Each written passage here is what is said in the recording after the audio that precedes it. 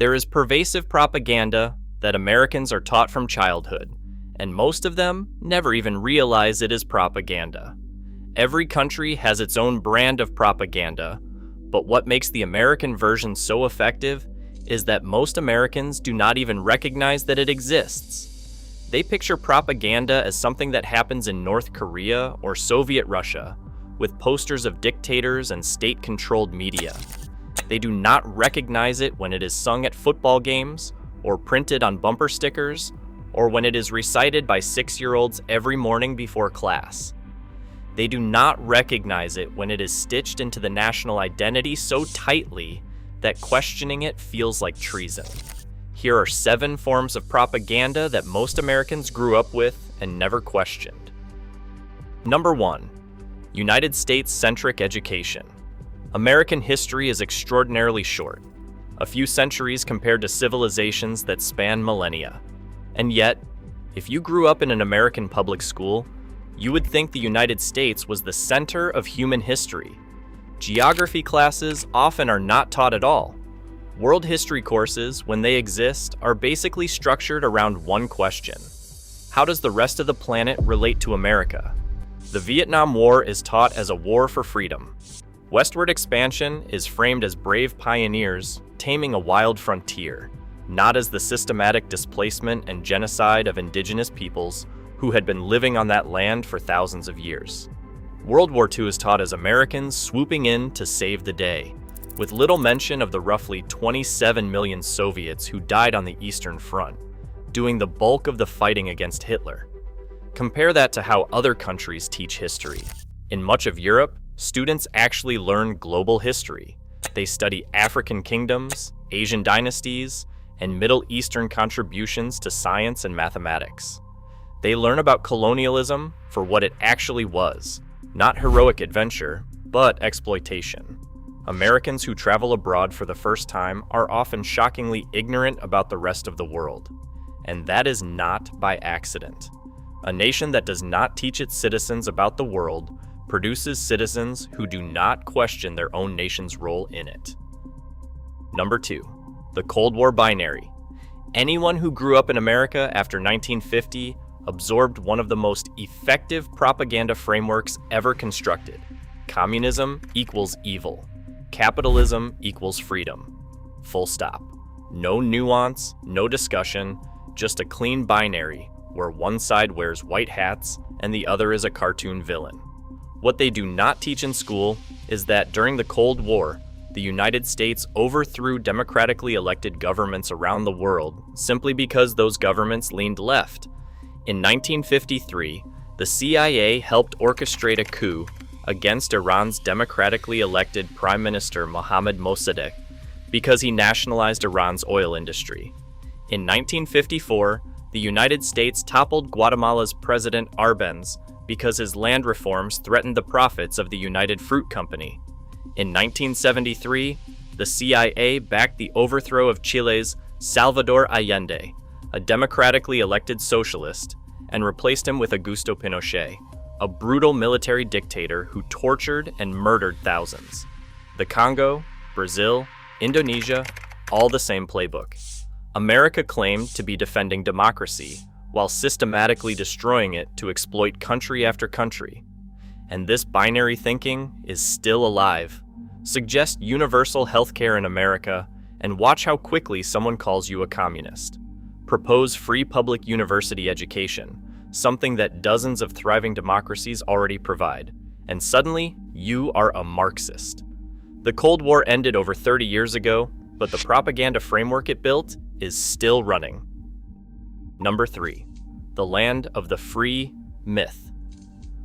Americans are told from birth that the United States is the freest country on earth. It is in the songs, it is on the bumper stickers, it is baked into the national identity so deeply that questioning it feels almost heretical. But is it true? On the Reporters Without Borders Press Freedom Index, the United States does not crack the top 50. It ranks 57th in the world, just below Sierra Leone. On the Cato Institute's Human Freedom Index, the Cato Institute is a libertarian think tank, not a leftist outfit. Multiple countries outrank America in both personal and economic freedom. The United States incarcerates more people per capita than almost every other country on the planet. More than China, more than Russia, Iran, or North Korea. The land of the free locks up more of its own citizens than almost every authoritarian regime on Earth. And a disproportionate number of those imprisoned are Black and Latino. This is not what freedom looks like. It is a system designed to warehouse people, but it goes deeper. A handful of corporations control vast swaths of American industry, from media to agriculture to healthcare to tech. These corporations do not just influence government policy, they write it. Politicians respond to donors and lobbyists, not constituents. A Princeton study found that the preferences of American voters have a near zero statistical impact on whether a policy gets passed or not. The preferences of economic elites, big businesses, and organized interest groups are strongly correlated with what actually becomes law. In other words, politicians do not care what ordinary people want unless those people are billionaires. Elections are largely bought and paid for. Gerrymandering carves up districts so politicians choose their voters rather than the other way around. Voter suppression laws target communities least likely to vote for the people in power. And the two-party system has become a self-reinforcing trap that incentivizes extremism over representation. Americans are taught, and this is hardcore propaganda, that America's electoral system is the best. But there is a better system. It is called ranked choice voting. Instead of picking just one candidate and hoping for the best, voters rank their preferences. If no one wins a majority, the candidate with the fewest votes gets eliminated, and those votes are redistributed to each voter's second choice. The process continues until someone has actual majority support. It rewards candidates who appeal broadly rather than those who energize the extremes. It reduces the spoiler effect. It creates a better reflection of what voters actually want. Several cities and states in the United States have already adopted it. It is the norm in countries like Australia and Ireland. But most Americans have never heard of it because the two parties currently in power have zero incentive to promote a system that would threaten their grip. If this is the kind of content that makes you think differently about the systems you grew up inside, subscribe to this channel right now. Turn on notifications. Drop a comment telling me which of these 7 forms of propaganda shocked you the most. That engagement is how we keep making content like this. Let's continue. Number 4. America's military budget. The United States spends more on its military than the next 10 countries combined. More than China, Russia, the UK, Saudi Arabia, Germany, France, Japan, South Korea, and Australia put together. Americans are taught that this spending is about protecting freedom and defending the free world. And sure, a reasonable national defense is necessary, but the vast majority of this budget does not go to defense. It funds over 750 military bases in at least 80 countries. It funds interventions, regime changes, drone programs, and the maintenance of a global military empire. Meanwhile, American roads are crumbling. Bridges are collapsing. The healthcare system bankrupts families. Teachers buy their own classroom supplies. Student debt has surpassed $1.7 trillion. Millions of Americans cannot afford basic prescriptions. Other countries invest their resources differently. Universal healthcare, free or affordable higher education, robust public transit, paid parental leave, affordable childcare. As a result, their citizens are measurably healthier, better educated, less stressed, and by many metrics, happier. This is not speculative. It is what the data consistently shows. Historians have a term for what happens when an empire pours its resources into military expansion while its domestic foundations rot. Imperial overstretch. And it is how empires collapse. The Romans did it. The British did it. The Soviets did it. And if you look at the trajectory, America is running headfirst over the same cliff. Number 5. The Pledge of Allegiance. Having children stand up every single morning, place their hands over their hearts, face a flag, and recite a loyalty oath in unison is, by any standard, one of the most unsettling rituals in any modern democracy. When this practice is described to people from other democratic countries, their jaws hit the floor. They associate it with authoritarian regimes, not with a country that calls itself the leader of the free world. Think about what the pledge actually is. It is a feudal fealty oath, a declaration of personal loyalty to a state.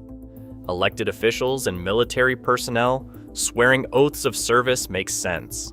They are accepting positions of public responsibility, but requiring a 6-year-old to pledge allegiance to a flag before a child can even spell allegiance is indoctrination. Pure and simple. The founders would have been horrified by this. These were men who threw off the yoke of another red, white, and blue flag when it represented tyranny. They understood and wrote extensively about the duty of every free person to question authority and resist tyranny, not pledge blind loyalty to a piece of cloth. The entire American experiment was built on the idea that governments derive their power from the consent of the governed, and that when a government fails its people, those people have the right and the obligation to challenge it. That is the reasoning behind the Second Amendment. Creating mindless, loyal citizens out of children is the exact opposite of what the founders fought for. And yet, suggest that schools stop doing this and watch how fast someone gets called UN American. Number 6. The myth that America was founded as a Christian nation. Religious messaging in America is so saturated into the culture that it becomes invisible, and that is exactly what makes it so effective. Billboards line the highways with messages like hell is real, abortion is murder, and Jesus saves. They are so pervasive that most people stop noticing them. But here is what most Americans do not know. The United States was never a Christian nation. The founders were explicit about this. The Constitution makes zero mention of Christianity or Jesus. The First Amendment enshrines the separation of church and state. The Treaty of Tripoli, unanimously ratified by the Senate in 1797 and signed by President John Adams, states in plain language that the government of the United States is not in any sense founded on the Christian religion. That is not an interpretation. That is a legally binding document from the founding generation. So where did the Christian nation myth come from? Propaganda. Cold War propaganda, to be specific. The words "under God" were added to the Pledge of Allegiance in 1954. "In God We Trust" was added to paper currency in 1957, and it was adopted as the national motto the year before. The original motto, E pluribus unum, which means out of many, one, was about plurality, not theology. Both of these changes were deliberate moves to contrast the United States against godless communism. They were not ancient traditions passed down by the founders. They were marketing decisions made by politicians in the 1950s. And now, barely 70 years later, millions of Americans will swear on a stack of Bibles that this country was founded as a Christian nation and that anyone who says otherwise is attacking their heritage. The conflation of patriotism with Christianity is itself a product of propaganda. It is one of the most dangerous because it means that questioning religion in America is not just seen as blasphemy. It is treated as treason. Like this video. Share it with someone who needs to hear it. Leave a comment telling me which of these forms of propaganda you grew up believing without questioning. Now, let us finish this. Number 7. American exceptionalism. This is the big one. The one that ties all the rest together. American exceptionalism is not just the belief that America is different. It is the belief that America is inherently superior, better, divinely favored, the greatest country that God ever put on this earth. And it functions not just as a belief, but as a social enforcement mechanism. In America, criticism of the country is treated as betrayal. Point out that other nations have better healthcare outcomes, and people respond, "Well, why do not you just move there?" Suggest that the military budget is bloated, and suddenly you are accused of hating the troops. Point out that Americans rank poorly on education, press freedom, or infant mortality compared to other developed countries, and suddenly you are labeled ungrateful. Even people who critique America specifically because they want to improve it get branded as unpatriotic. The messaging is clear. You can love America or you can criticize it. You cannot do both. But in most healthy democracies, critique is understood as a form of patriotism. Wanting your country to live up to its own ideals is not betrayal. It is the highest form of civic engagement. The pressure to never question America, to treat any criticism as an attack, to reflexively defend the status quo, no matter how broken it is, because admitting a problem feels like admitting defeat, is itself one of the most effective forms of propaganda there is. It does not require a government agency or state-run media.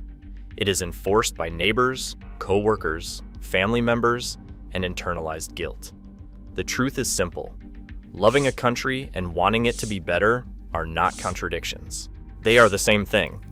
And the inability to hold both of those ideas at once is not patriotism. It is conditioning. It is the civic duty of every citizen to question what they have been taught, to explore outside the bubble, to expose themselves to perspectives that challenge their own assumptions, to push back against propaganda and exercise the very First Amendment rights that Americans claim to value. Things do not have to be like this. They can be better. Recognizing the propaganda is the first step. Thank you for watching. If this video challenged something you believed, that is not a threat. That is growth. If you want more content that holds power accountable and treats you like an adult who can handle the truth, subscribe to this channel. Hit the bell. Share this with someone who needs to hear it. We will see you in the next one. Reason over rituals, always.